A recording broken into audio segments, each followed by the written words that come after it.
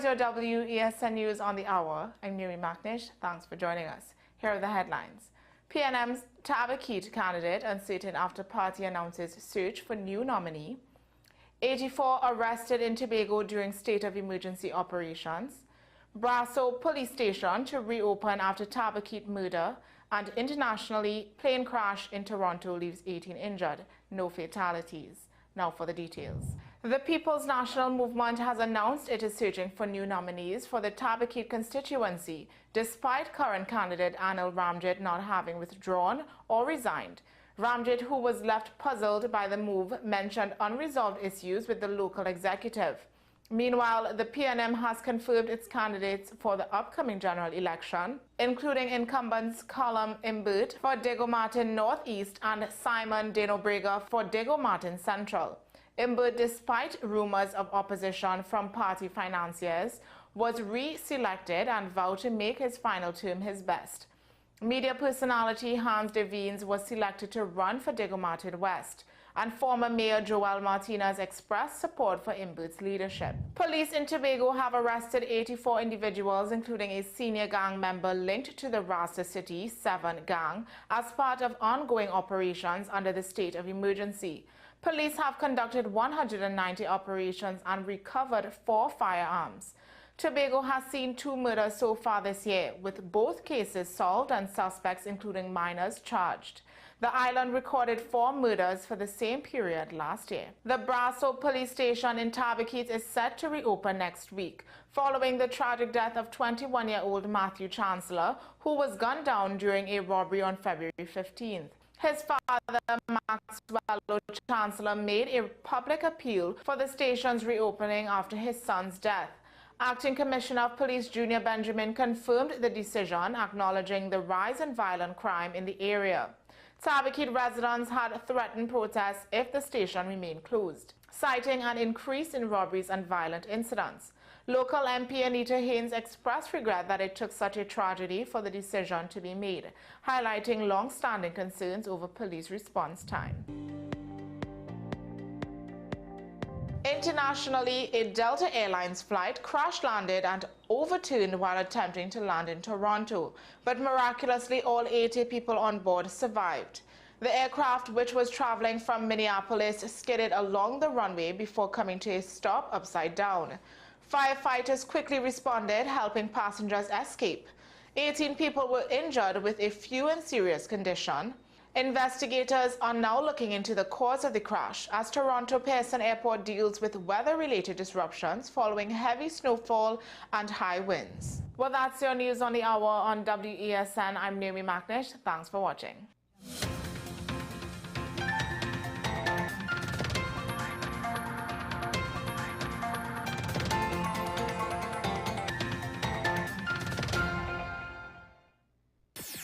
WESN.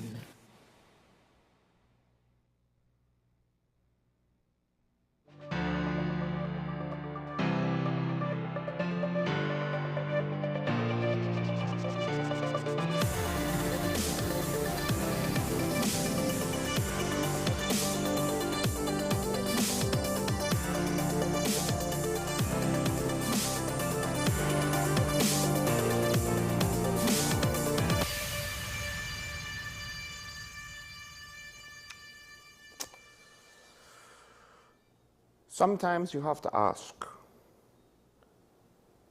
how do other people's perspective that they state, do we take it at face value when it sounds as though they were missing an important, an obvious point, clue, the obvious reality? Maybe it's not obvious. Maybe I am taking things for granted. Although it is something that seems to be readily apparent by many. Perhaps there are those of us, and in many ways I am idealistic, and perhaps I'm about to criticize a man who was idealistic and trying to be positive, and unfortunately reality sort of burst his bubble Although it would be convenient because it's kind of like the 11th hour, depending on how you view the narrative. So, of course, politics is not a nice business in any country. In this country, it has its quirks, to say the least. And we all know about the 5 dissidents who essentially, well, one is retiring, and the other 4 seemingly are being pushed out. Because political loyalty is the most important factor. You know what I mean? We import a lot of things from the States, but when Bernie Sanders has a very heated campaign against Hillary Clinton, they kicked him out of the Democratic Party, didn't they? I mean, oh my gosh, how dare he go against Hillary? Oh no, wait, they kept him because they had a more mature thought process. But in this country, a difference of opinion that leads to competition, no matter how heated it gets or not, once you don't toe the line, you are out. Because political reliability is more important than anything else. We might as well have, I think, what the Soviets call them, commissars, party officers. I wonder if we have party officers in the various aspects of our public bureaucracy. And ironically, I'm not even really the example or the incident that provoked this commentary from me isn't the government's party, it's the opposition party. Because like I said, the dissidents, right? Opposition MP Dr. Rai Ragbir, he says he has no problem with giving up on politics and returning to the private sector. But he is lamenting the decline of the UNC. He's calling it a bizarre circus that Kamala has turned a once great party into. And with that, I actually, my opinion on such a statement, if you haven't figured it out based on what I've already said, is you think this is a new thing? You think Kamala ruined the UNC? I would argue politics in this country, this is par for the course. This is the norm.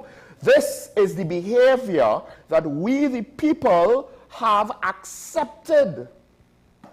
And to some extent, given how we express ourselves in the various arms of the democratic process that leads to, so we're not talking about just the general election, but also our participation or lack thereof in the various internal elections, various mediums for public discourse, how we involve ourselves with that, interact with that, participate in that.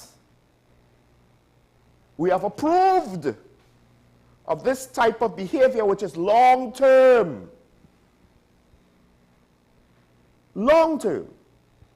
This is not the fact that you think the UNC is a circus, it makes me wonder if Dr. Rai Ragbir is either one, speaking from an idealistic point of view, because the fact of the matter is, the reality as I believe it to be, and I'm presenting it now, is not necessarily something that anybody wants to face, right?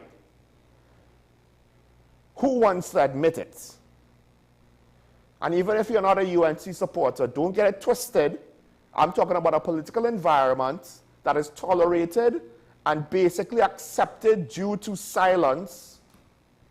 We don't actually actively speak out against it, so we let the political environment essentially get away with being what it is.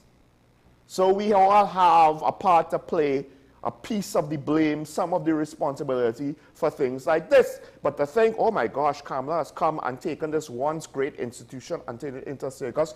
Politics in this country is essentially a circus and has been a circus, I don't know, 10, 20, 30, it all depends on your opinion now. But I think we may be willing to agree that this ain't new. I'm sorry, it's not. And if you think it is, well, Because he's also saying that it's not just Kamala doing it to the UNC, but Kamala doing it to UNC only within the last 5 to 10 years. And maybe he's saying that because he is unable to speak about times before his active political life. Although, I mean, at the end of the day, I have never been an office holder in a party, and most of the population haven't been office holders in a party. And at the end of the day, if that is a prerequisite to have an opinion, then the democratic process is, you know, inherently flawed, because the whole point of voting for someone in office is you have an opinion that says best vote for them. At least one would hope so, right? The UNC leader has made it clear that she does not care about the concerns of party members and supporters who want to see a stronger, more viable UNC. Oh, no, she cares. It's just that you are speaking from a point of view where how it should be, how it should be presented, how it should look, and what the concerns of the party members, like, it's all an idealistic point of view. This is how things are supposed to happen. This is how things are supposed to exist. But the reality is, what politicians do is, they care about what the public says. And the public don't say much. Their supporters don't say much. I think former MP Ford Khan said it best. He said, let me get it. UNC members will support whomever is chosen in Mayaro, because Russian Pare is saying, well, I am loyal to the UNC, but if the UNC moves on from me, then I will look to go elsewhere. Meanwhile, he has some of the supporters in his constituency saying, you know, is either Rush Pare or no one else. No Pare, no vote. Which has happened before. It's not unprecedented that something like that has not occurred in our political environment. I know of one anecdotal example that I was told, I don't know to what extent it is accurate, but let's just say the PNM had to bring somebody back for a certain seat. But Dr. Ford Khan is saying that's not going to happen in Mayaro. I mean, that's what happened to me. They'll move on. Your supporters, most of them will say, let me get the quote. Very few, like 10%, will remain with Pare if he's not chosen. And then they'll float back to the UNC's new mayoral candidate and say, well, you know how it is. And therein, that statement right there, well, you know how it is. That's what people will tell themselves. They're not going to stick by the candidate. They're not going to put their faith in the candidate. They're not supporting candidates. They're supporting the flag because they know how it is. So, the opposition leader, like all political leaders before her in most cases,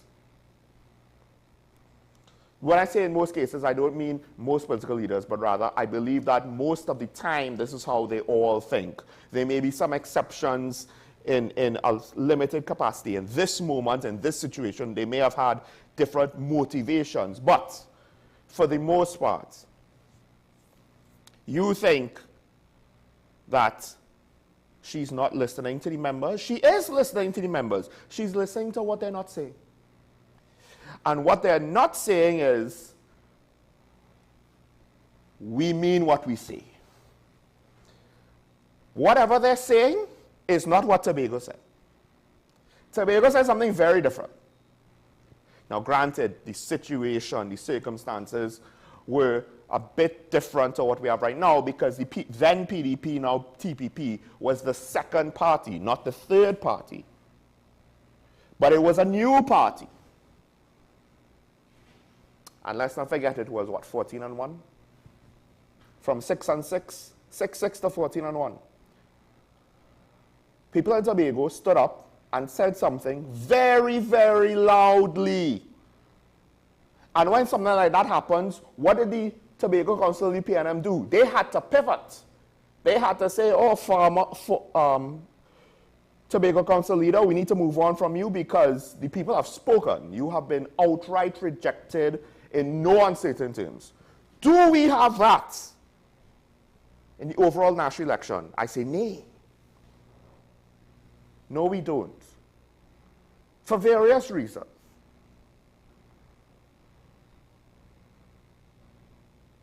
And maybe the general election results have buoyed Kamala Persad-Bissessar to some extent, and that's what's allowing her to operate the way how she does. Obviously, government, that's the incumbent. The assumption would be, well, when you're the incumbent government, you have enough support to respond however you want to criticisms within your own party, within your own clique. Fine. But no, they are listening. They are listening to the fact that we are not saying anything loud enough. Whoever you want to talk to, whether you're a PNM supporter and you want to speak to the PNM, whether you're a UNC supporter and you want to speak to UNC, whether you're somebody in the middle and you want to speak to everybody. They are listening to the facts that the complaints are basically just people venting. There's nothing actionable going on. It's not loud enough that it cannot be ignored. There's no consequences if you ignore it. So why?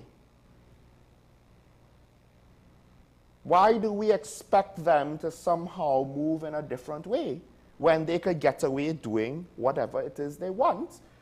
Not because they have somehow pulled the wool over our eyes and lied to us. I mean, yes, some people will say politicians lie. But in the grander scheme of things, the lies are not what's causing this situation to exist. It is the complacency of the listener. They don't need to lie to us that much.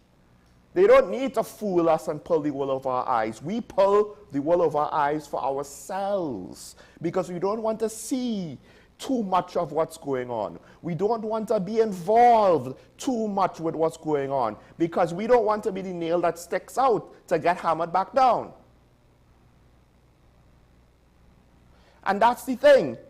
This is why I wonder if Mr. Amplia, why is it he doesn't understand something that youth parliamentarians, apparently all of them, young professionals, younger than him with less experience in fields similar to his, because he's a medical doctor, so I'm looking at young medical doctors, young lawyers, etc., etc.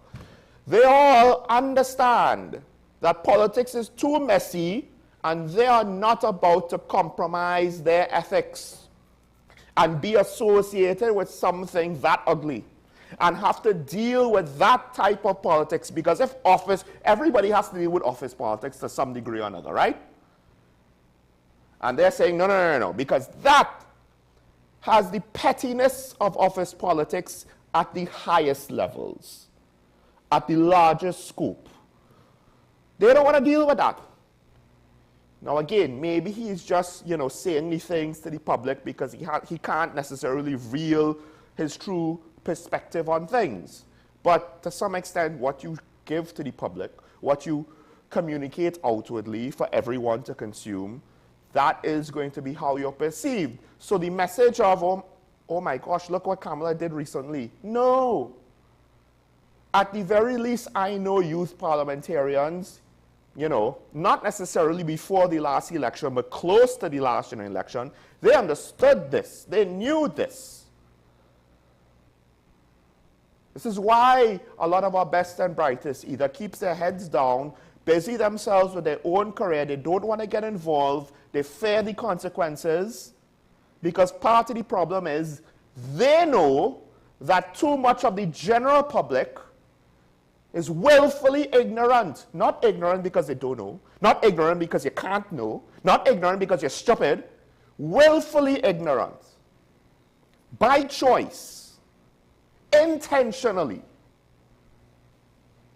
lack enough spine to merely exercise what you're entitled to in a democratic country, in a democratic republic. In many ways, we don't have freedom of speech, but for whatever reason, one of the better parts of our culture has allowed for a degree of freedom of expression that potentially is greater than the country of origin from which our system of laws came from, as well as the country that we modeled the specifics of our laws. That is the UK and Canada respectively. I have seen freedom of speech situations in those two countries, some of which has me literally terrified to even contemplate living there. That's in the UK. We don't have that. And yet, people in those countries are able to speak out far more than we do. And again, you complain about politicians, and then you demand them to fix your problems. The same people you complain about, you leave there, and then you expect them to magically wave a wand and fix it. I don't understand that at all. Someone, please, please, make that make sense. Because that's essentially what's happening.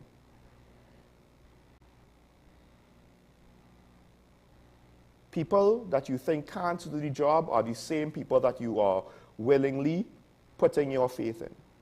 That's when you take up all of it, the net result of how we operate as a democratic republic. How does that make sense? This plumber's the worst. Hey, my toilet break, I'll fix my toilet. But why you don't find another plumber? Nah, that's not the Trini way. The Trini way is to hire the same plumber and complain about that plumber to everybody. But yet that's still the only plumber you'll ever call. Because you are uncomfortable moving on to somebody else. For what reason, I don't think I could say. I don't know. It doesn't make sense to me. It just doesn't. All right. Good lady should be here. Let's take a break. When we come back, we'll not switch gears as to maybe change our direction a bit. Stay tuned. This is Talking About the WESN show. Michael Small. We'll be right back after this.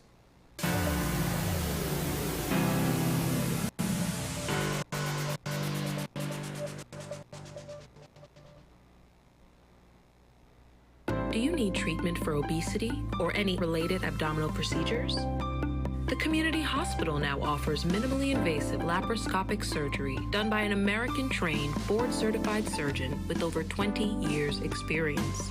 Give us a call at 235-5479 for more information. The Community Hospital of Seventh-day Adventist, where good private health care is affordable. This is Face of Sports, WESN Content Capital. How you felt about the kiss on the lip? That's the business. I'm nothing to do with that. I find that was distasteful. The national senior team, whether you like it or not, that is the model for all other teams to follow. I'm assuming that the regional requirement may be a much stricter requirement. This is not about Pro League and Super League. This is a league run by the Normalization Committee that I'm responsible for. Nobody expected FIFA to fund this arrangement. If we don't get a professional attitude towards this, we are doomed for failure. You break the balance, trip the leg, control the body. They ain't gonna stand put forever. Why you want the Chiefs to lose so? Why you want the Chiefs to lose so? They already have two. Lamar don't Why? have. You're jealous because you know the Chiefs getting closer to the Patriots. Let's go to the last part. No, of the game. not no. Let's go to the last part.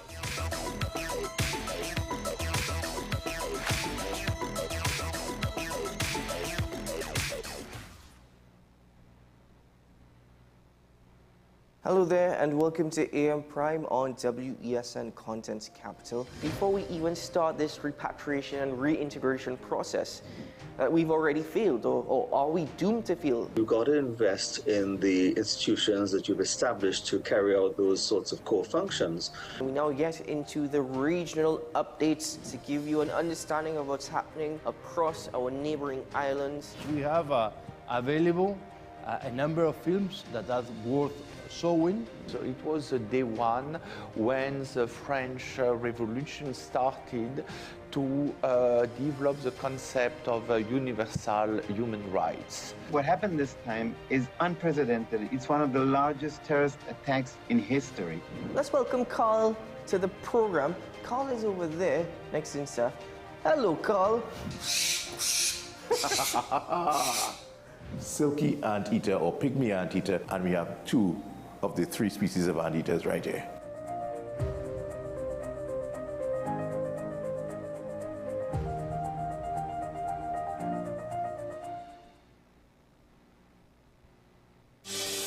Join me, Dr. Nalini Kokram, on What's Up Doc, where we discuss all your burning questions concerning health. Trinidad and Tobago is among one of the highest risk group of patients that develop this form of genetic breast cancer. What I'd like to take home from a short interview like this, screening. You must screen. Because it's silent. It's silent. Yeah. And because it's silent, you don't know it's there. What's Up Doc, every Tuesday and Thursday on WESN, Content Capital.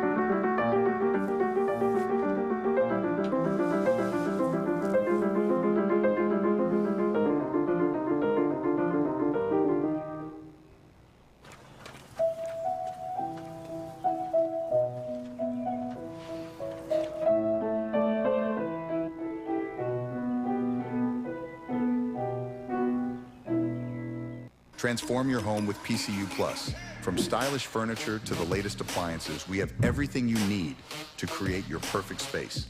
At PCU Plus, we offer fair prices and affordable financing options that are cheaper than hire purchase agreements. With convenient locations in San Fernando, Tobago, Arima, and our lifestyle showroom in Barataria, you're never far from the best deals. Visit PCU Plus today and discover why we're the top choice for quality furniture and appliances. PCU Plus, quality you trust, prices you'll love. Visit one of our locations or find us online to start transforming your home today.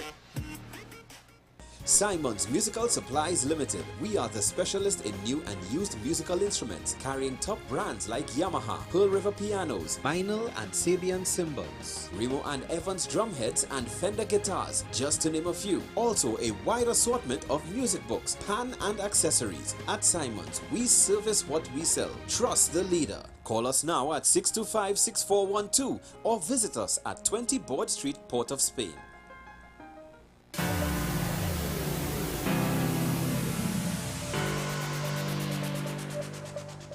And we're back here and talk about the WSND Content Capital Show. Michael Small, joined by Karen Shishera, changing the direction of the conversation, because I was speaking about just an observation with the political environment, and once again, and it seemed as though maybe Mr. Ragby was saying something that was politically correct, but I just thought, no, we need to open our eyes to the reality, regardless of party affiliation, of what's going on. Do we think that a circus all of a sudden just opened up with regards to our politics, or have we kind of seen some of these things, the signs, the foundation being laid well before? There's a lot of what we see in politics now is not some new phenomenon, right? It is arguably well-practiced behavior.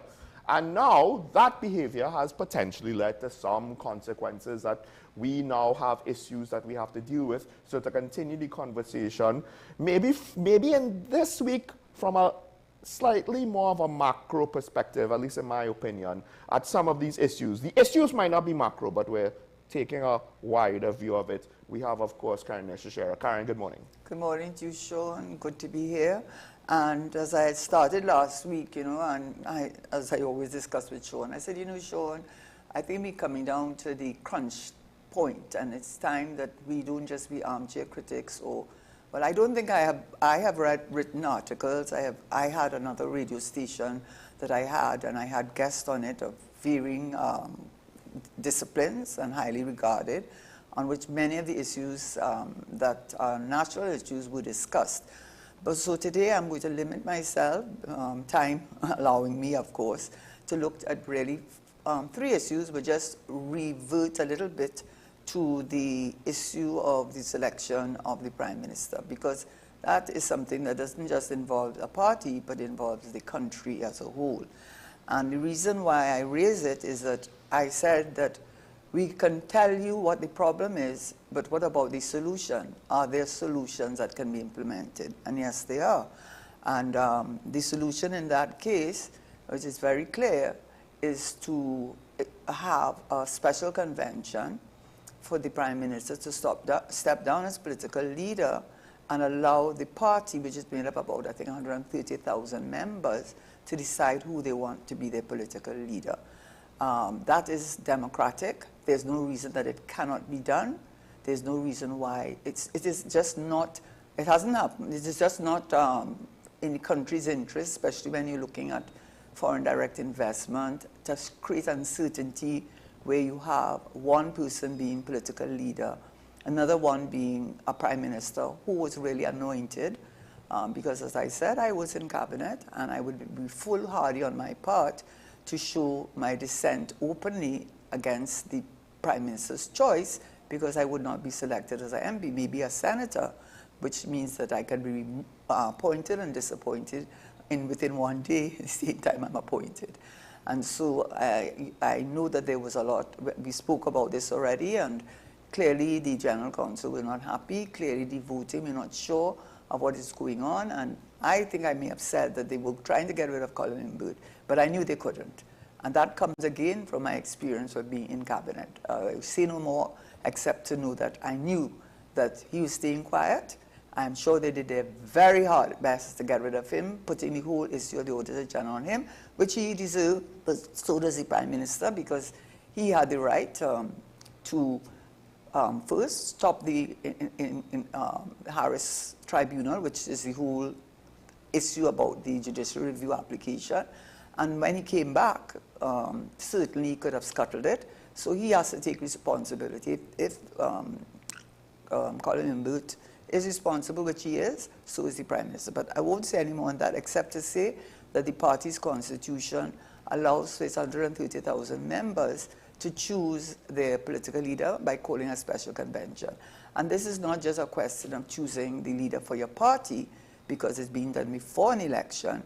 This is something about your Prime Minister of the country of Trinidad and Tobago. And certainly, in keeping with democratic principles, we should do that. And the question one has to ask is why? Why is the Prime Minister intent? And I'm sure you can answer that question yourself, and the answer is not a good one. But I'll move on, and I said today... But I'd just like to point out on why what you said is important, because some people might say, well, no, they can't do it this way. Yes, but if it was done democratically, he would have a much stronger mandate, a much stronger position. Exactly. So one of the key things that we spoke about is, why was it done this way? Right? I'm not questioning the legality of it and how it can be done or not done. I'm just saying, Karen had pointed out, this would be a better way. Why can't it be done this way? Because it's not like they are acknowledging that there are any issues. That's just what I want to point out. Yeah, so it's an easy fix. And it's so much better, and so it makes you question why you're doing it. And I think a lot of people, that is the question, and because this is a person who is going to be, because it's before elections, is going to be the Prime Minister and not chosen in the way that a Prime Minister would have been chosen by the, as a political leader first. In any event, as I said, I'm more looking towards solutions, and they're doable solutions, and you always have to ask yourself, why won't you do it? Why won't you do it? Because if you got it, that would be great. Then there would be no question that you have continuity, and there's a, you have no issue that the political leader is the person that people want to act as Prime Minister. And that is good for the party, and it's good for the country. But to do it this way, you have to question why. So I'm going to change to another topic, but it's of importance, and that is the National Statistical Institute that we have been promised since I believe, the first budget that was delivered by this government. If not the first, certainly the second. And the IMF has been really pushing this government to do that. So what we have is the Central Statistical Office, and I am not in any way going to criticize them because I don't know what the limitations they are operating under. I don't know if they're getting sufficient funding. I don't know what are the considerations. But what I will say, what is the CSO, the Central Statistical Office, and why is it important? It is part of the Division of Planning and Development, and its responsibility for collecting, compiling, and analyzing and publishing information relating to social and economic actions of the government of Trinidad and Tobago. Now, why do you want that information? And I got this from, I think, from the IMF in their 2024 country report for Trinidad and Tobago. They dealt with a number of things, but I'm dealing specifically with the National Statistical Institute, which they have been asked every report, I believe they bring it up. They said enhancing the adequacy of statistical information by transferring the CSO into a National Statistical Institute would help strengthen the country's institutional capacity. Additionally, it will also deal with the large errors and omissions. I have dealt with that on another show. The large errors and omissions in the millions of dollars in the balance of payment that go unexplained and unaccounted for. I think that that economist who's based in Barbados, Arts? A lady woman. Sorry, Mala Dukaran. Mala Dukaran raised it, and I discussed it on another show, and she showed that why such a, and the IMF brought it up. So, and when I had interviewed her, I didn't even know that the IMF had brought that up. And the balance of payment, and to collect and disseminate comprehensive, relevant information. Now, the third point I want to make is that what is the purpose of it? You want data that is comprehensive, timely, reliable, and accessible to support informed and improve effective decision-making capabilities, and also help build public confidence in transparency. So, because you cannot manage what you do not measure. And so for a government to be able to do effective planning moving forward, whether it is in education, crime fighting, health, they need to get the statistical data to assist them in that activity. And in fact, there was a cabinet-approved note that the CSO was to be shifted from government control, and that's part of the problem. And the part of the problem is because, as my understanding, the Statistical Act, this was said, the CSO director at the time, Sean O'Brien, stated that the current Statistical Act was fraught, that was the word he used, with the statement subject to the approval of the minister. So what it's in effect saying is that the level of objectivity and the level of information and the timeliness of information may be subject to a lack of autonomy of the CSO. And in fact, the 2016 cabinet that note that approved the moving it from the CSO and transitioning it to the National Statistical Institute said that the National Institute will be given greater autonomy, this is the cabinet, to coordinate the national statistical system within best international practices. The National Statistical Institute will collect and compile and release official stats that are produced subject to principles of reliability, objectivity, statistical confidence, transparency, specificity, and proportionality. So that gives you an indication what are the concerns. So I decided to look at the CSO to give a look at examples of what they could be talking about. And I used 3 examples. I used labor, which is employment. I used the data with regard to, well, I looked at crime, I looked at agriculture, and I also looked at the heading with tourism. So let me look first at the labor. And I've spoken about this before, so it's nothing that is new. What is it? Is we do not have the unemployment, the last unemployment data we have is Q3 of 2024. We are in Q1 of 2025. So we're talking about timeliness. Now, at that time, they said the unemployment rate was 4.1.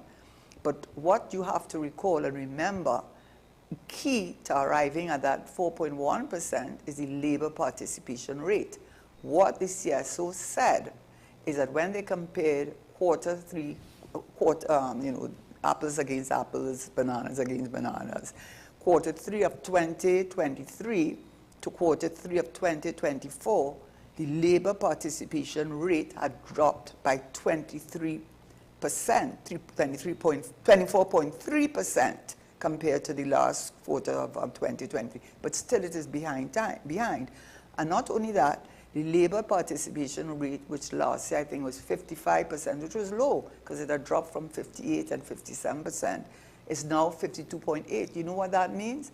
When they give you the figure for the unemployment rate, what they are using is the labor force participation rate. And you're seeing how low that labor participation rate is 52.8, and it's 24.3% less than Q3 of 2023, and you're using data from Q3 of 2024.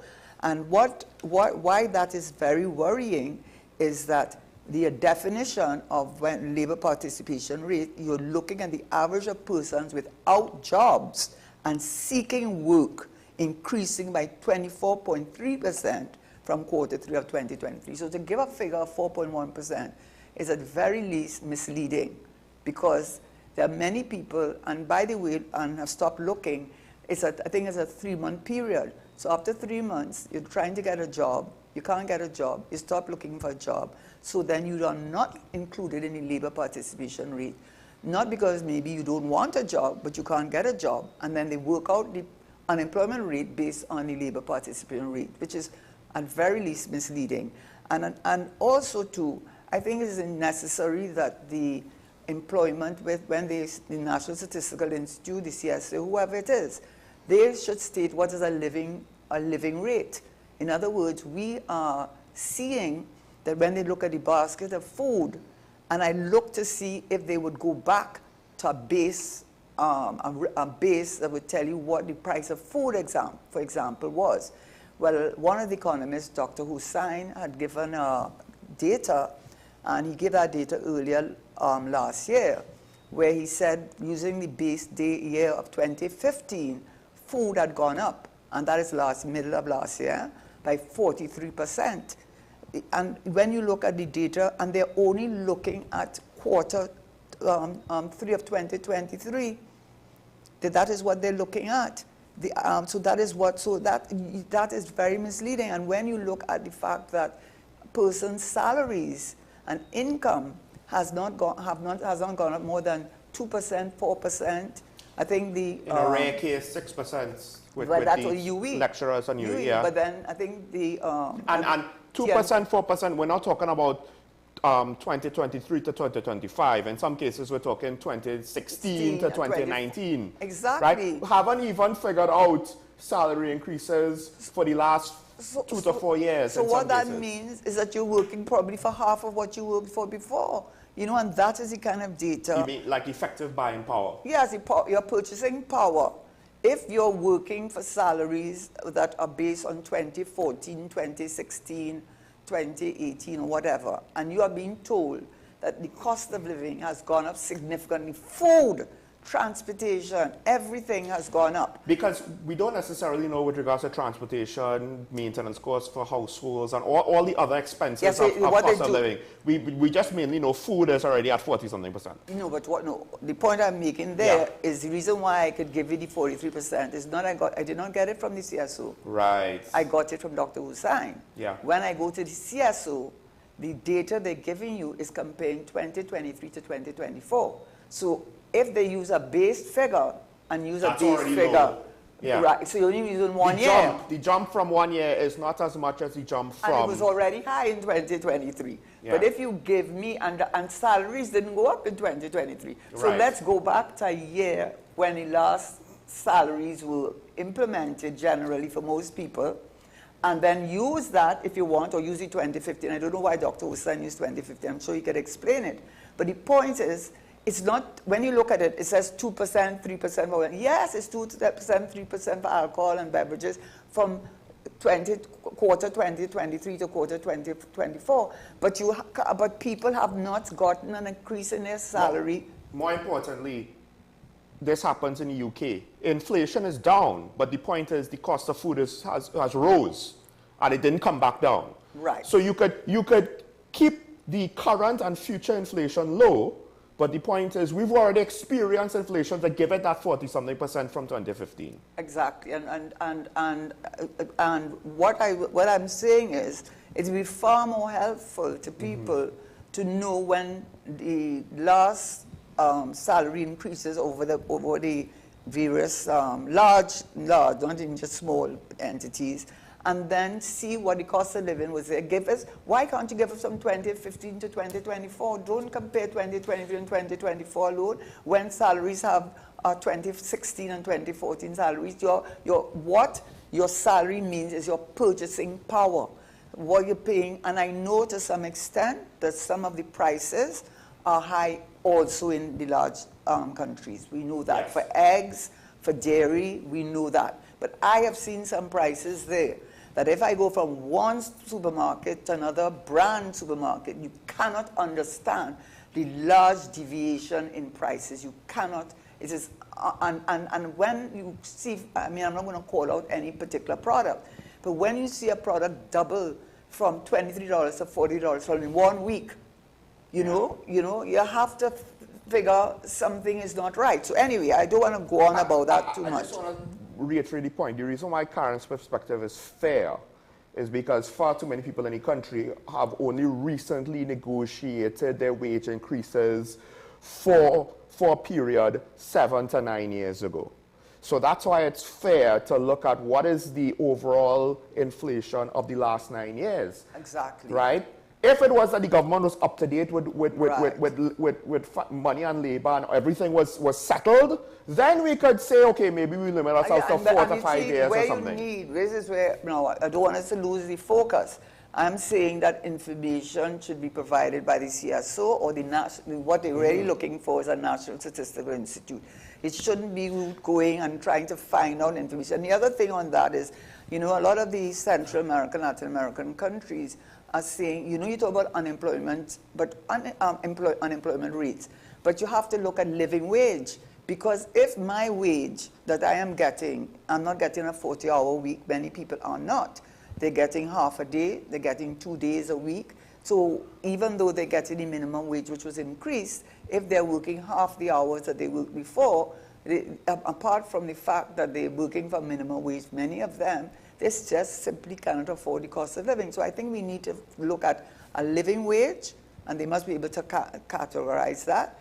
And they must look at employment and underemployment, because so many of the people that are included in the unemployment rate are social programs, which is allowed for CPEP and URPs included in the unemployment rate to say how many people are employed. But are they really employed in 8 hours, 40 days a week, and our living wage? But I don't want to prosecute that more than to say that there's only one other point I would like to make, and that is putting in what they call the Gini coefficient measure, and that is, it is named after an Italian. I've mentioned this many times before, so this is not new, but I'm now condensing it now. It tells you, because what they said for Trinidad on the CSO, and they're using 2023 figures, by the way, 2023 figures, they're saying, I hope I'm not getting it wrong, but they're saying that the GDP per capita per head, the capita your head, per person, is $126,139. We know that cannot be true. We know that's not true.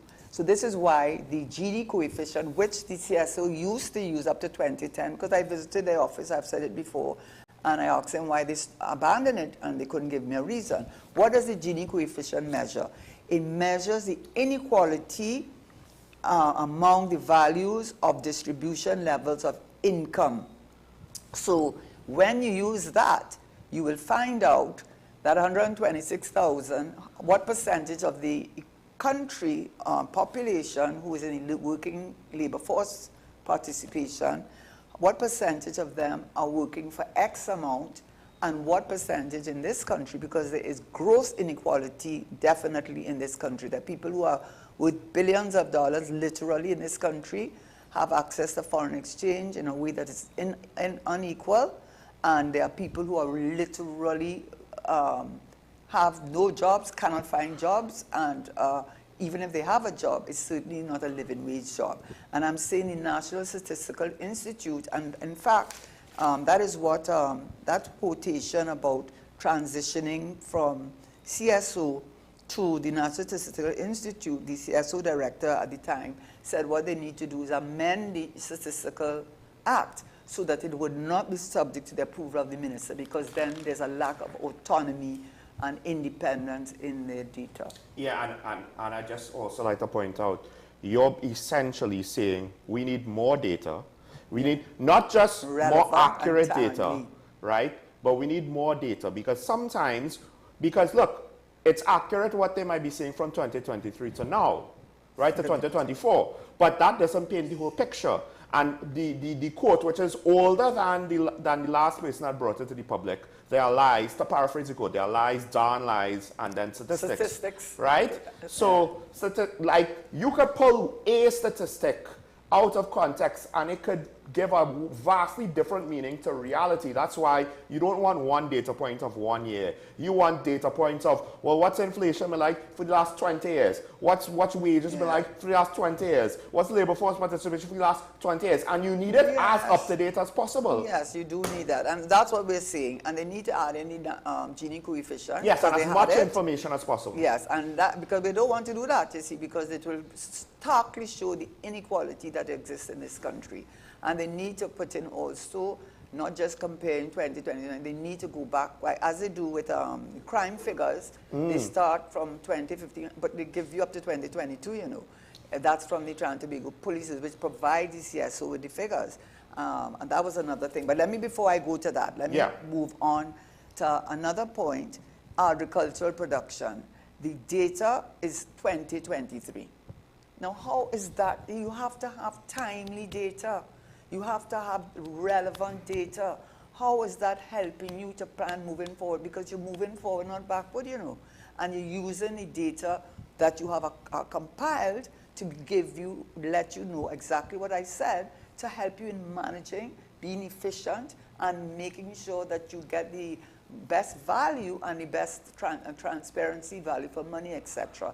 And that is why data is so important. The other one that I picked up, just by the way, is the tourism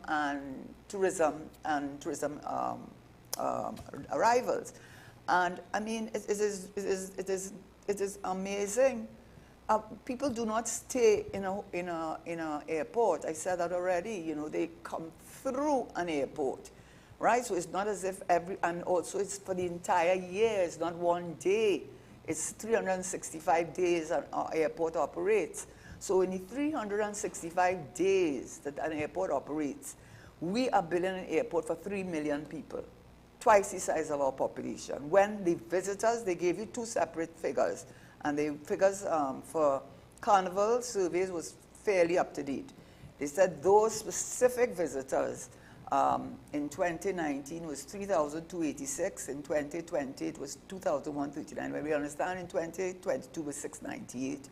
2023, it was 2,350, and in 2024, 3,000. But that is just for Carnival alone, and you know many of them. I actually am appalled at how low those figures are. But that is from CSO. Is it that these are foreigners or no, visitors? Or it doesn't include the diaspora?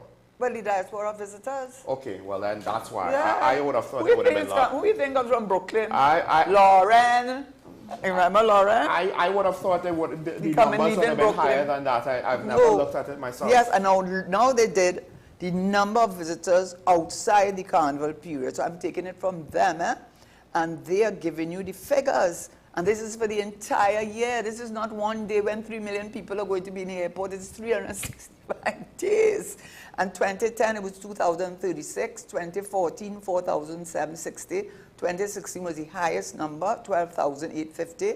Then it started dropping again. 2017, 8,673. 2022, we could understand, 2,690. 2023, 5,690.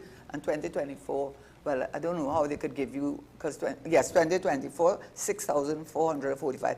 But that is for an entire year of visitors coming to the country outside of the carnival period. And you see how few coming in. So there's about 10,000 people coming through the airport as visitors, and you're building an airport for $3 million. Why would you do that? Can't you question that? Is that value for money? Is that value for money? It cannot be value for money. It does not make sense. At least those figures were up to date.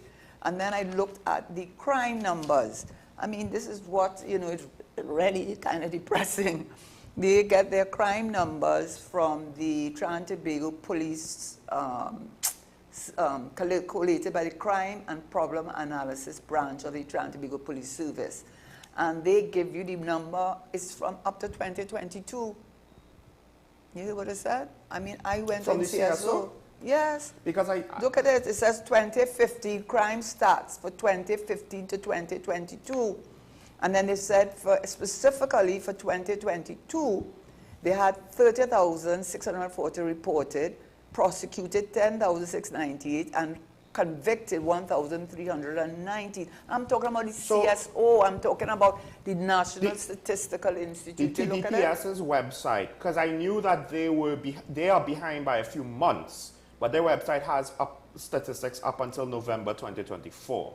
Okay, so I am just saying. So I am dealing with the National Statistical. So the fact that there's seemingly almost 2 years of information that has not been you could go to it passed on. And confirm it too. But what I'm saying is that, and a lot of the TTPS has the information. The National Institute, for whatever reason, apparently does not. They don't National Institute, the CSO. The CSO, sorry. So you want a National Statistical Institute. That's what the IMF has been begging us you have to ask what happened there. You see, because what they do is they get, a lot of times, they get the information, like say the energy information. If you go to the Ministry of Energy's website, at least I have gone there, and I couldn't get any data except with the investment thing about how many deep water rounds and how many were taken up, which was very few, 4 out of 17 or something like that. And then the shallow water rounds and other rounds, bid rounds, and when they were closed up. That you got. But when it came to data relating to the petrochemical industries, LNG data, I didn't see it there. But clearly the central bank got it, because if you go to central bank, the last report, they have it, and they said they got it courtesy the Ministry of Energy. I don't know. What I'm trying to say is there is a lot of dislocation or dissonance with regard to data. Yes. And I should be able to go, as a citizen of Trinidad and Tobago, go to the National Statistical Institute, have a database date, and I should be able to find that information available to me, and relevant information, autonomous information that does not require the approval of the minister, whether you could publish it or not. That's what is the implication of that. And that it should be timely, and it should also be relevant. And this is, I'm not going after the CSO. They may be under a lot of restrictions that I am not aware of. And of course, it is the government that has to deal with any funding issues and bringing, but it's since as far as I could recall, since the first budget, they kept on talking about setting up this National Statistical Institute. And in 2016, 9 years ago, the cabinet approved the transition from the CSO to the National Statistical Institute. This is 9 years later, and it has not happened. So the one silver lining is, at least for certain important statistics or sets of information or areas, the information is potentially there. The central bank has certain important information. The police have certain important information. But the reason why I bring that up is the problem is not that we need to start, getting the information, or the information is there. Job. We just need to now have that central body to compile it properly. Guess what their duty is? I read it out. I told you that the duty of these the CSO is to collate, analyze, etc. The data. So it is not us to go on this merry-go-round. It's supposed to be timely, reliable, and help build confidence. Oh yes, National Statistics Institute collects, compiles, and releases official statistics that are produced subject to principles of reliability, objectivity, statistical confidence, transparency, specificity, and proportionality. That's what they're supposed to do. I mustn't be running around all over the place, which I have done, because I do research, and I have to be going all over the place to find information. That is not what should happen. That is not what should be the case. People should be able to go there. And it's since 9 years now. And I was going to deal with one more thing. I don't know if I'll have the time. The campaign financing. Jamaica now, they had their campaign finance independent. There's two things actually I was supposed to deal with. But this one is the campaign financing. And they have passed that law. And our own is very similar to theirs. They said that they were going to implement it on January 1st, 2025. Now, we have very similar campaign financing legislation. I'm trying to find the exact, because there were 2 points I was going to make, and we've run out of time to deal with the Fiscal Commission, which is a very important, carries out a very important function. But what we have is a Campaign Financing Act, which is provides a regulatory framework. I'm taking this from Jamaica, but it's the same thing for us, for monitoring and assessing political funding and election campaign financing. This will promote accountability, provide transparency, which assists democracies, and issues surrounding the need for regulating, control of elected representatives, tainted funds, unequal access, and uneven playing fields. And so we have followed a lot of what Jamaica has had, and what we included in our act, which is the People's Act, Chapter 201, 7 of 2020, Part 2A, there are a number of things. The Office of Registrar of Political Parties, the duties of that office is to process applications for registration for parties, verify particulars, ensure the information is accurate, and keep it up to date. And the particulars include names, address, email, date of application, renewal of party registration, etc. And then, more importantly, the minimum number of officers, you have to have a leader and 3 others, number of members, a minimum 100, that's the thing. State funding of political parties. State funding shall be divided equally among political parties who qualify for state funding. Allocation of state funding, the purpose, development of the party, setting up operating expenses, setting off operating expenses, party recruitment and civic education, research and party data. The right of access and use of state media, both electronic and print, it could be no less favorable to any party. There should be fair and non-discriminatory basis and airtime when broadcasting is likely to have its largest audience. State media to be balanced, impartial in reporting, and the same applies to non-state media. Donations, disclosure of contributions. When you're doing that, you have to disclose whether you have been the recipient of a government contract within the last 2 years or been a contributor to the government within the last 2 years. There must be a public disclosure if it's more than 50,000, and if you are doing anything of 50,000 or more, you must publicly disclose it. So if it's and it takes all things, sponsorship, providing equipment, money. There's a long list of what qualifies as contributions. I know it's 50,000 or more, but is there anything to? Because you know how the break game it up. You'll break it up, you'll use There's shells. provision for that. Okay. There are provisions for that, but you know, there are provisions for that. So what I'm saying is that this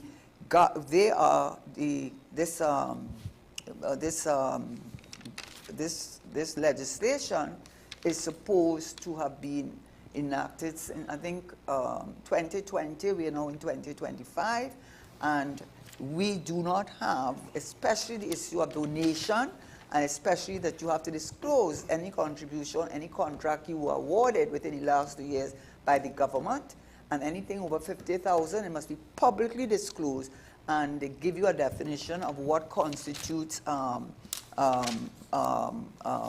contributions. It's not just the contributions, could be donations, gifts, services, sponsorships, money, equipment, loan of funds for supporting or opposing a candidate of another or purpose of influencing elections. So we have a lot there, and we have that legislation that up to now, we have not. I don't have time to deal with Independent Fiscal Commission Act, which Jamaica has and which we desperately need. But what I will say in conclusion, because time is really run out, I will say a major problem in Trinidad, as these examples would have indicated, starting with the refinery where the procurement regulator has no say because the regulations haven't been passed, so she's out of it. I mean, that is so absurd, to allow a situation like that. So I will say that in the Gambling Commission legislation, all these important national legislation have not been implemented, and it is a question of a lack of implementation, a lack of political will. That is as clear to me, that they say that they will do it, and they talk, but they don't walk the walk. And it's time that the government is put to answer for that, and we must not accept that from any government. I don't care who the government is. If you are saying something, don't keep making promises that you have no intention apparently of fulfilling. And I think the time has come that we ask the National Statistical Institute that the issue with regard to the replacement of the Prime Minister, whilst the government is the government of the day, that it should be done in accordance with the party's democratic provisions so that people can feel more certain and more assured. We also need to deal with the National Statistical Institute. We also need to do with the campaign financing, which is a major issue. Now we're going into the election cycle. And another area which I could not look at, but it was dealt with in Jamaica, who cut their debt in 10 years from 143% to 70-something%, just like what we have in Trinidad and Tobago. And that's because they set up an independent fiscal committee legislation, which we do not have. What we tried was an economic advisory board, which is quickly dismantled because clearly there was not agreement, and it was not a statutory requirement of the Minister of Finance that he had to listen to what they had to say.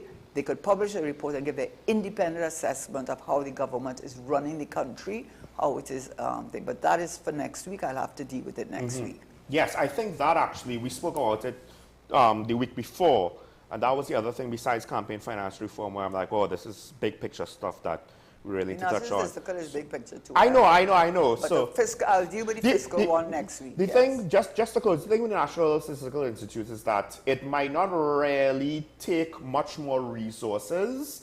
It might be more about the implementation.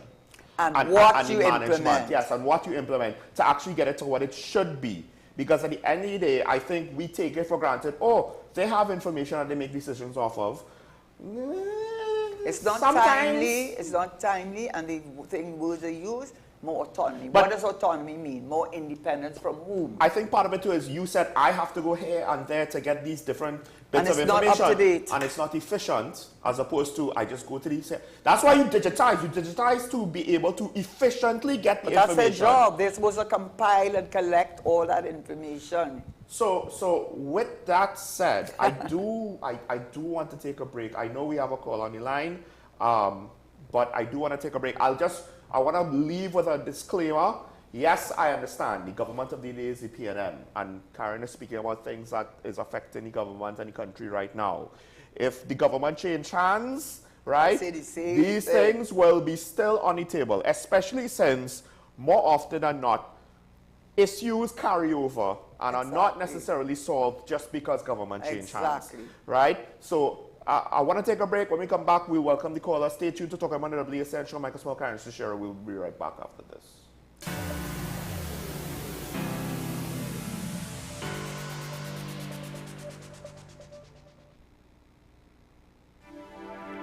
I am Dr. Delphina Ovid, your friendly neighborhood dentist.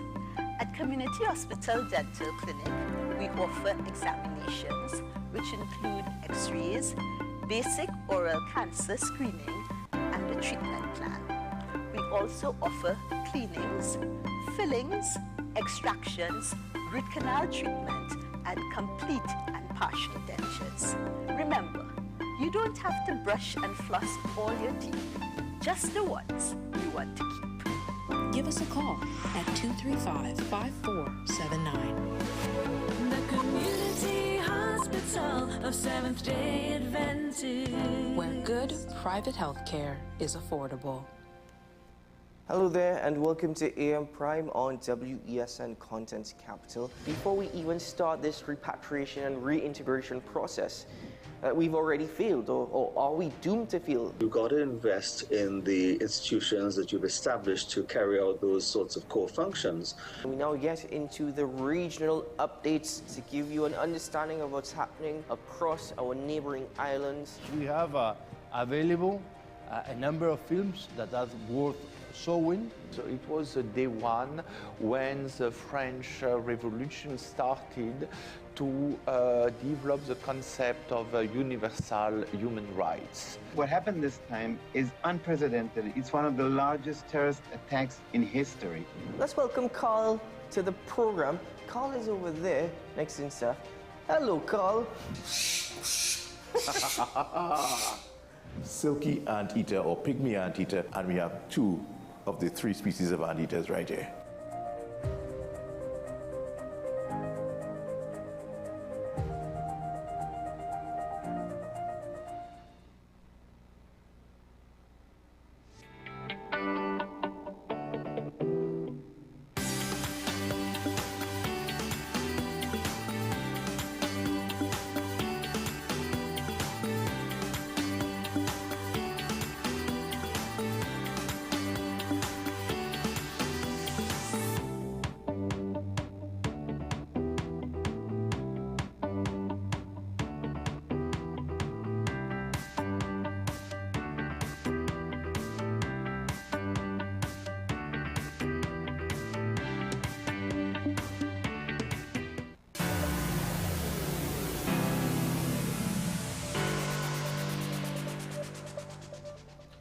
And we're back to talk about the WSND Content Capital first call of the day. Just a reminder, if you get on air with us via phone, please do not try to follow the conversation on your television. With that said, we have Diego Martin on the line. Good morning, caller. You're on the air. Oh, I guess maybe you lost Mr. Oh, tired of waiting. Or maybe he got cut off. Okay, Mr. Diego Martin, if you can hear me, please call back. I am curious as to what you would have to say on the topic.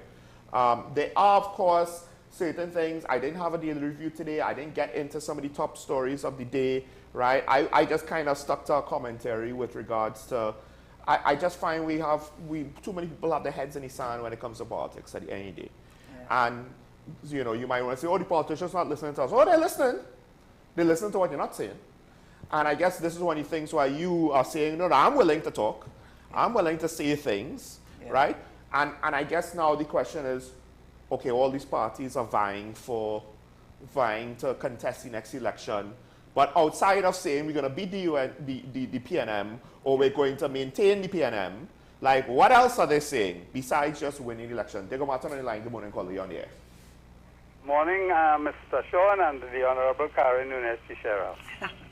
Your last point, campaign finance, not at this time. How would we find out the financiers for Bali's Day House?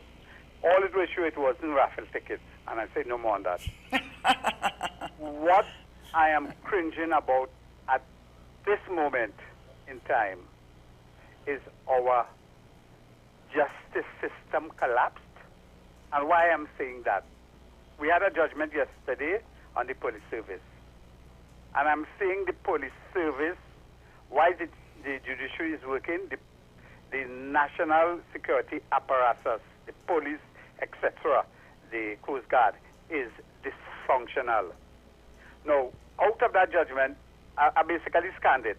And the two damning things is about the former police commissioner basically violating the Constitution, and then of a DCP who, it is alleged, based on what I'm reading, withhold credible information for the judge and the judiciary to make a pronouncement.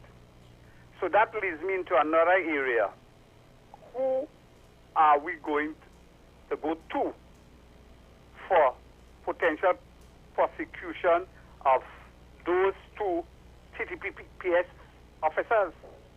Because right now, the hierarchy of the police service, there are a number of them, 4 or 5 of them, who have had scathing pronouncement by judges on the behavior with respect to trust and with respect to affidavits. So that is why I'm saying the police has been falling apart, and I do not believe they are trustworthy to do anything to move the country forward.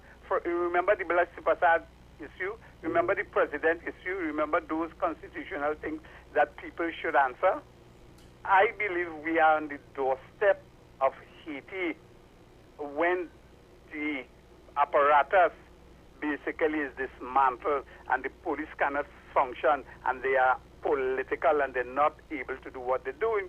Why is the judiciary pronouncing on blatant misbehavior? Because the whole hierarchy of the police service is questionable now, because they use a protocol that doesn't produce meritocracy at the top of the police service.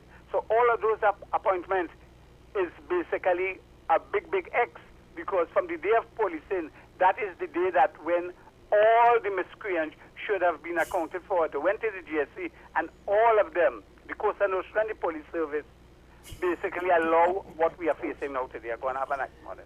Well, I don't think many people would disagree with you because there's so much overwhelming evidence. And I will say this, Sean, that I think one of the major issues, and I don't think we need to lose sight of it, I'm not going to pronounce on it because I don't know enough, but I know enough to know that there's something that we don't know, and it's something that is of national importance and of national concern, and that is the SSA.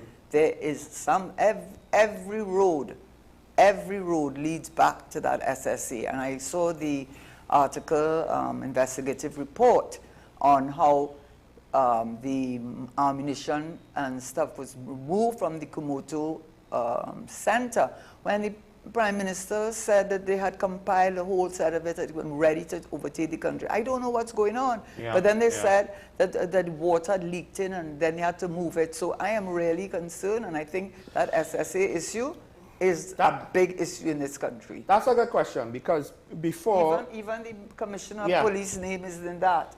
Before everybody's name I is in that. And I think at least Mr. San Fernando, who's on the line, we spoke about, soldiers selling bullets to the black market potentially, but also the SSA question with regards to the ammunition and it's not only the SSA, it's a whole more than that, I'm sure. And I just want to point out, the SSA seems to be one of those institutions that never is in the news except until it's bad. No, but there's a lot going on there. Best they had to release. Earlier, Christopher, they had to release. I think they arrested him twice. Daniel, they murdered. There's something going on in that place that we do not know about. I'm not too sure if we're on the doorstep of Haiti, but before I could go any further, we have San Fernando in line. Good morning, caller. You're on the air. Good morning, Sean. Morning. Good morning, Karen. Morning.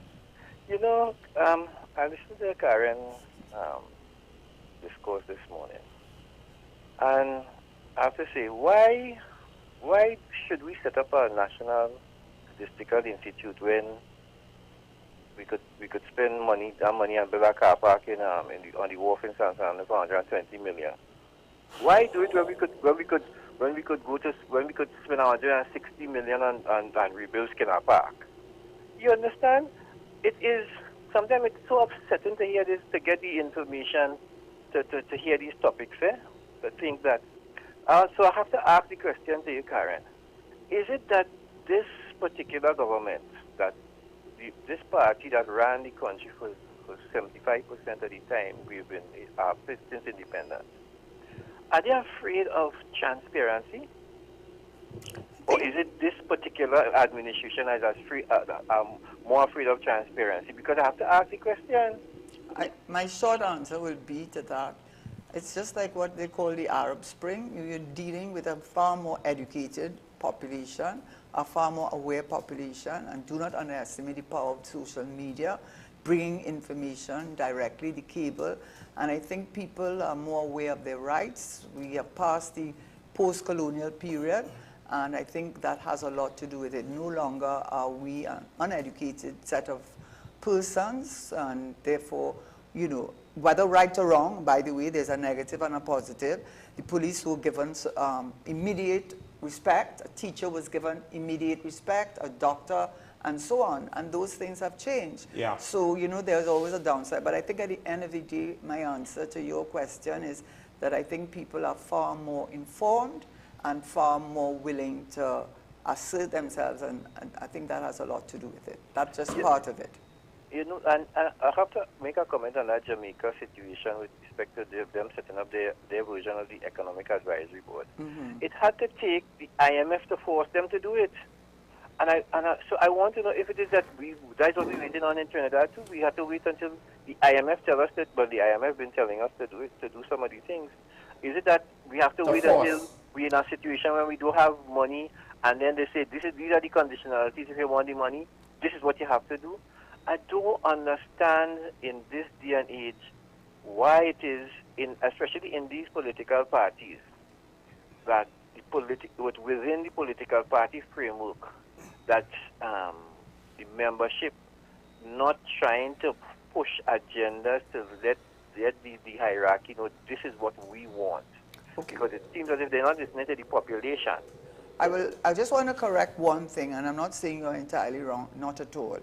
I'm not saying you're entirely wrong. The first arrangement they had with the IMF was an extended facility, and why it came about, you can read it anywhere, why it came about. Because yes, the situation in Jamaica was dire. Their debt had reached 143% of GDP. I mean, things were really, really bad. And what made the big difference was that the then Prime Minister, the lady, don't ask me with regards to Jamaica. Oh gosh. Anyway, they used to call her auntie, you know, because she was, you know, this mother figure. Them, Wholeness, which was the opposition leader, the trade union, the private sector, and the man in the street all came together because, you know, they don't have as many problems as they have to be fair to the government. Simpson Miller? No. No. Simpson, yeah. Portia Simpson, right. But what I will say is, you know, it may have been easier for them to do that because their situation was so dire, number one, and number two, they do not have a heterogeneous population, and we have, meaning that a lot of things are seen through the lens of race. They may see things through the lens of class, but we see it through that too. So I think that was that was really the starting point. They said enough is enough. They put aside their differences, and they asked, the arrangement was not a top-down from the IMF. It was an extended facility, and instead of the IMF doing what they did in Manley's day, where they came and said, cut this, cut that, cut this, and what did you create? Social unrest. Did that increase foreign direct investment? It had the opposite effect, and it was a learning for the IMF. So I think this time around, it was an arrangement where the people wanted it, and it was not top-down, but they said the areas that they wanted to see improvement. So they worked together with the IMF. I think that was the big difference. Agreed. One more point, Sean. Sure. You know, when going back to what I said about the members of the party, and I'm referring that to Karen, that when Karen went up for the leadership of the PNM, yes, I was like, this lady crazy? I agree with you too. This is the end. This is the end of her in that party, you know. But it took. Lord. But that's the thing. They need more people like you with the cojones to go up and say, nah, this thing ain't going right. True. Even though I'm going to fight it. This thing ain't going right, and I'm going to be. I'm using an instrument. I'm going to be the caliph here, and that is what you did. Yes. And they need more of that within the political system in these parties. I will give you a story. Well, have a good day. Thank you. I'll give you an answer to that. You know, I was somewhere in a cinema with my grandchildren, and this man came up to me, and this is before the show started. It was a children's show. But before he started, he came up to me and said, loser. And I didn't know what he said. I said, what did he say? He said, loser. I said, you want to know what is a loser? I'll tell you what is a loser. when you increase your membership from whatever to 130,000, and when Penny challenged you for the leadership of the opposition, you got 15,000 votes. But this time around, with more members, you got only 8,000 votes. I will call that losing. You want to know what is losing? You wait till you are the prime minister and your own constituency, you had it for 3 days, and at the end of the third day, you had 100 and something votes. Do you want to know what? Yeah, 5 o'clock in the afternoon, eventually you had to come and vote. You want to know what is losing? In the National Convention, only 700 and something people voted. And I think you could guess who many of those 8,000 people were. So maybe they did not support me. I understand that. I appreciate that. I'm not going to argue with that.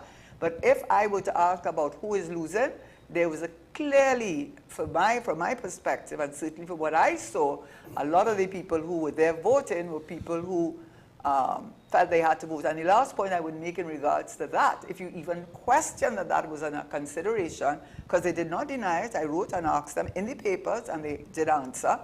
They had people would have to say what number they were voting in their thing, and when they put their number as number 25, they made them put the number on their ballot paper.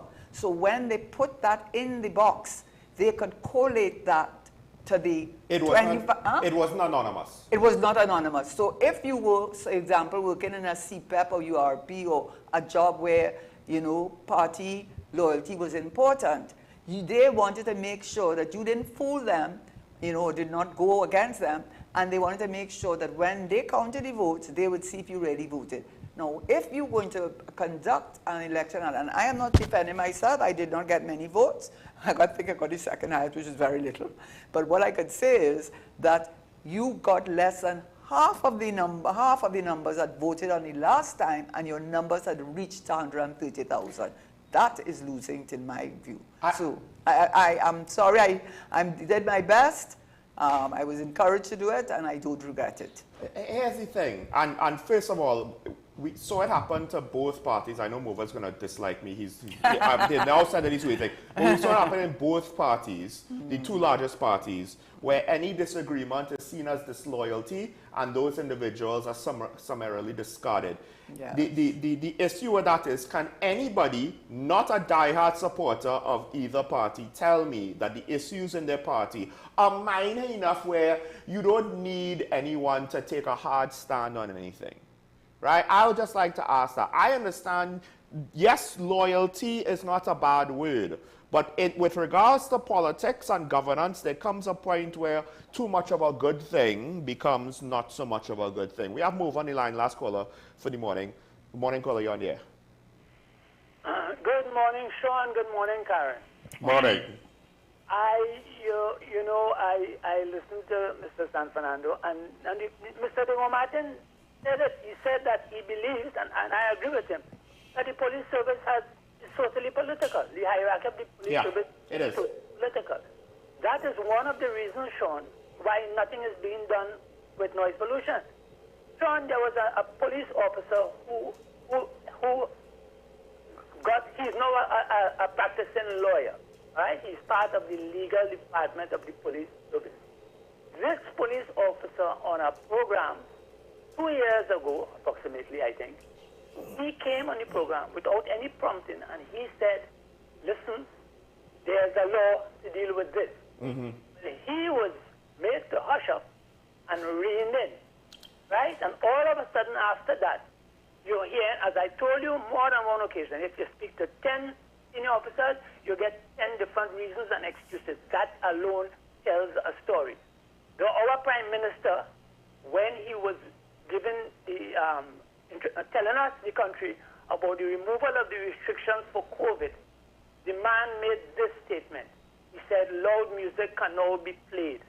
Only one citizen of this country saw it fit to write a letter in the papers asking him what the hell he meant by that. Mm-hmm. All of our educated elite said nothing. They still have said nothing. And people all over the country are suffering. Karen, I want to ask you a favor. Now, you may not want to do this because it might put you in a technical position. There's a law called Creating a Public Nuisance. Read that law, Karen, for me, for yourself, and if you so desire, when you come next week, just interpret that law to us, us dummies. Okay? No, you're not that at all. Well, you know, and you're making a good point. Yeah. TTPS ambassadors are going on all the different stations, and they are, I don't want to say they are lying, but they are misinforming the public. I have read the law on that over and over and over. I and some other friends of mine who are part of the group that I told Sean about. And we know that they are not telling the truth, but they are getting arrested and people are suffering. Notwithstanding that, Sean, I told you before, what you just spoke about with what's going on with the party and how they're undermining what is the party's constitution. I told you before and I will tell you again, the PNM has always been run like a cult. And I make no apologies for saying that. Okay? I tell you again, you are too young to really know the history. Mr. San Fernando would know. And so will Mrs. Teixeira. Thank you. Okay, I want to make 2 points to what you said, and if Sean would allow me to. I have like 4 points to get out before we close the show. You hear this, I come only once a week, eh? Right. So the first point that some persons might say, noise pollution, I mean, in the grand scheme of things, is that such a big issue.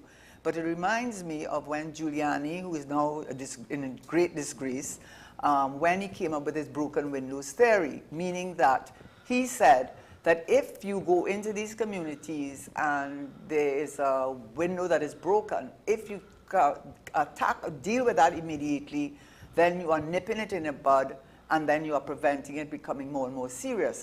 That whole theory was disabused. It was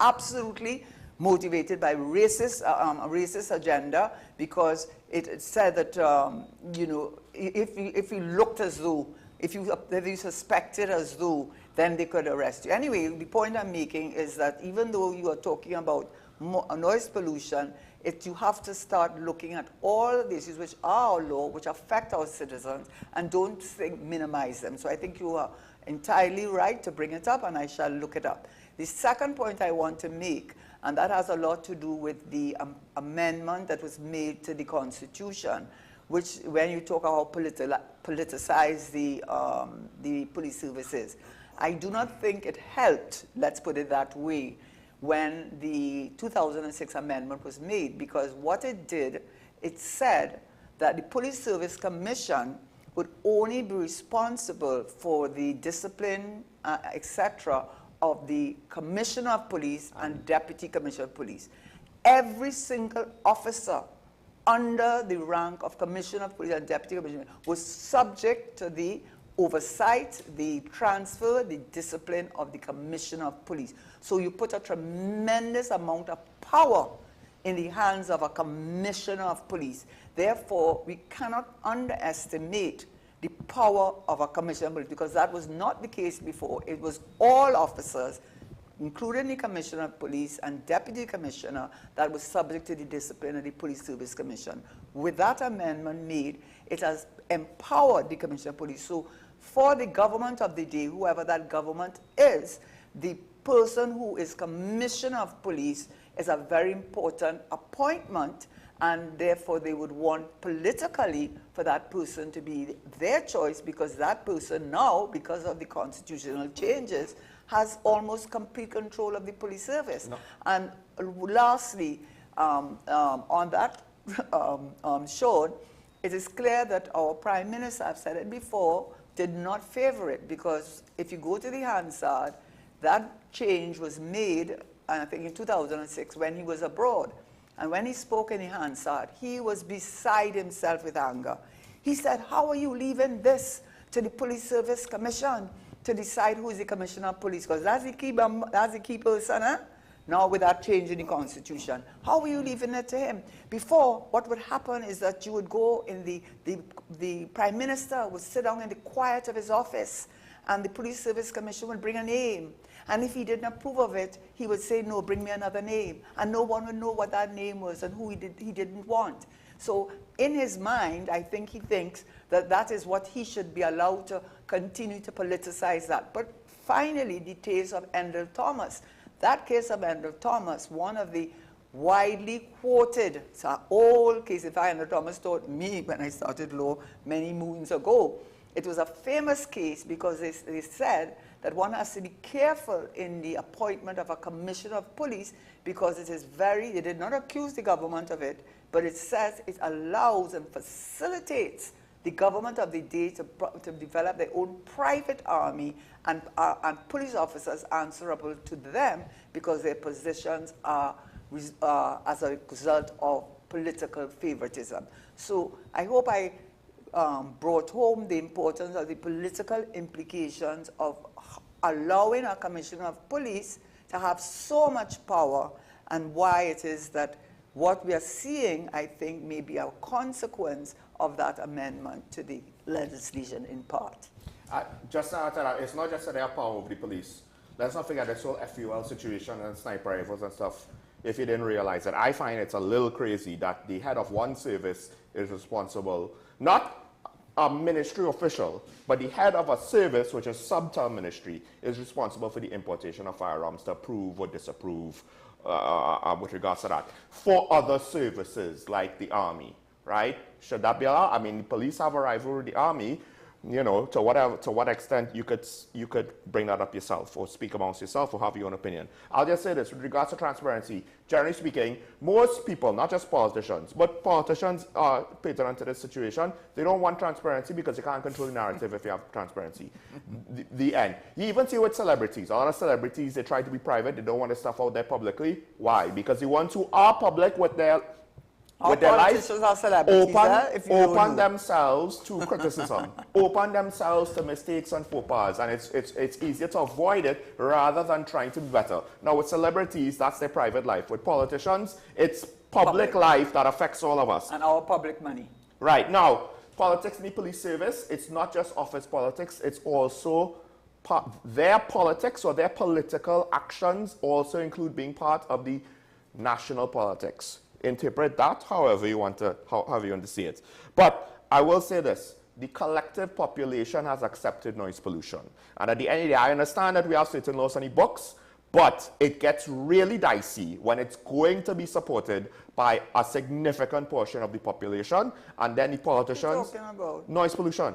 Who says it's by a significant number of the population? By a significant enough. Well, I hear so many complain about their dogs dying. I know there are complaints, but at the end of the day, people go to those facts. Yeah, but okay, so then you have to maybe make some changes in the law, allowing for certain things, and also the decibel level. Yes, because okay, so you don't have to go from black to white, you could go in the middle. No, but I'm just pointing out why you think the Prime Minister felt emboldened enough to say something so. He's emboldened to say a lot of things. He said the rich will get richer. Right. Now, with that said, that's what I've been saying for on this topic. The laws need to be made less subjective and more direct on the issue. And of course, your point, the politicians don't want to do it. It is what it is, well, right? Coming to your fete, It is. What my fete? I don't have a fete. So I think that is. Oh, and the last point was actually the first one I wanted to make for this whole call inside one. With regards to campaign finance reform, we can't think of it as, well, we need to do it in order to save the next election. No. I don't think we'll be able to implement it potentially fast enough. No, we need to start it as soon as possible, even if it ain't going to apply to the next election, because we need to do this properly. And we need to think this through and not leave any loopholes to just get us right back where we started. And we can't be paralyzed by, well, you know, it's too late for the next election, so maybe we need to wait. And then when we wait, nobody wants to bother with it until like 2 years before the next election after that. And then it's like, no, 2 years is not enough. We have to wait for the following next election. And no. We start it now. If we get it in time for 3 elections down the line, so be it. We need to start it as soon as possible to get it done as soon as possible. In 2016. Did they start it? In 2016. Did they say this? Did they say they started it or did they start it? Well, anyway, they did. Yeah. Well, let me say your cabinet note. Anyway, let me just say something that I was not prepared. I want to say it because I'm reading the tea leaves. Okay? So the gentleman said that we're going to be like Haiti. Well, you see, to get like Haiti, both your crime and economy, and the economy causes a lot of the crime. If you're watching the amount of cold in the level of cold in weather in England, in North America, I knew that natural gas prices were going to go up. and they have been consistently going up over the $3 budget that the Minister of Finance put. Also with the crude oil, as I stated, about the same level that he said. So I am saying this. They are going to use the SOE to show that regardless of whatever they want to say, there's been a downturn in crime and people are still feel free to go out. And secondly, the economy, when he's going to do the mid-year review, which might be April, May, we're going to see far more revenue, like what happened in 2022, if things continue, and they seem to be continuing with climate change. So expect an election somewhere after that. Right. So I said it on their show, right?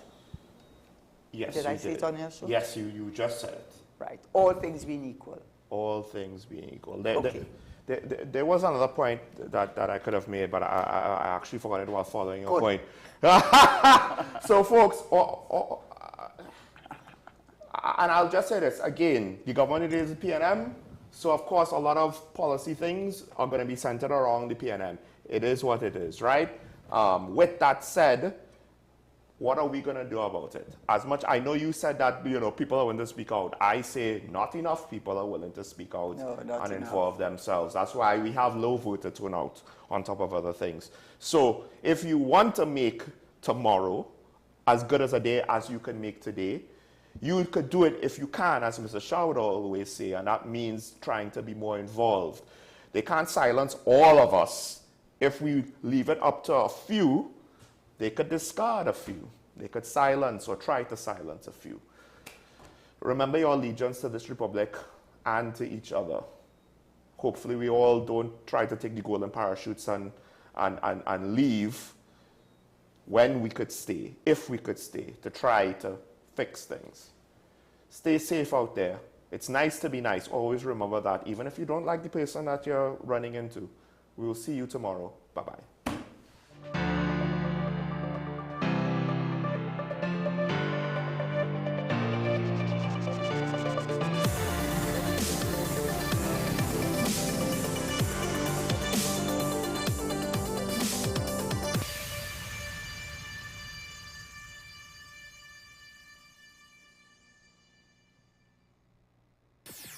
WESN.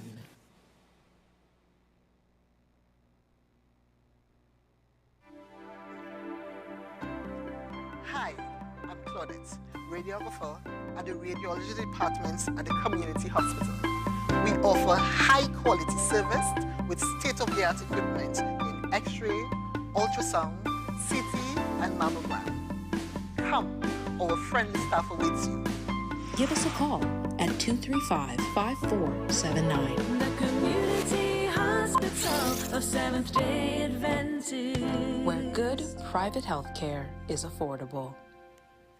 SM Group International Limited, your solutions partner for the latest innovations, brands, and competent staff to meet your needs. We provide products and services in the following divisions: executive services, event rental and services, power and heavy equipment, construction and property management, food and beverage, aggregate and sales and distribution. Check out more on our products and services at www.smgrouptt.com. Contact us at 221-7445 or email at info@smgrouptt.com.